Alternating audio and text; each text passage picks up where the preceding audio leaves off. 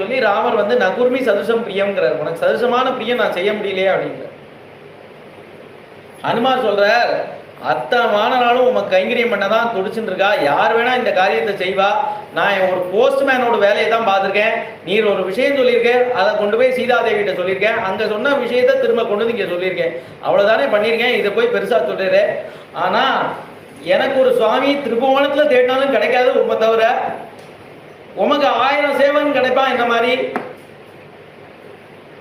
உண்மை போல ஒரு சுவாமி எனக்கு கிடைக்க மாட்டா, நீர் தான் எனக்கு சுவாமி அப்படின்னு சொல்லி இது ஒரு பெரிய விஷயமா சொல்லாதையும் அப்படின்னு சொல்லி ஹனுமார் சொல்லலாம். ராமர் என்ன பண்றார், எதுக்கும் எல்லாத்துக்கும் இருக்கட்டும் அப்படின்னு சொல்லி ஒரு ஆலிங்கனம் பண்ணிக்கிறான் ஹனுமார். பரிஷ்வங்கோ ஹனுமதா. ராமாயணத்துல ரொம்ப ஆச்சரியமான ஆலிங்கனம் இது.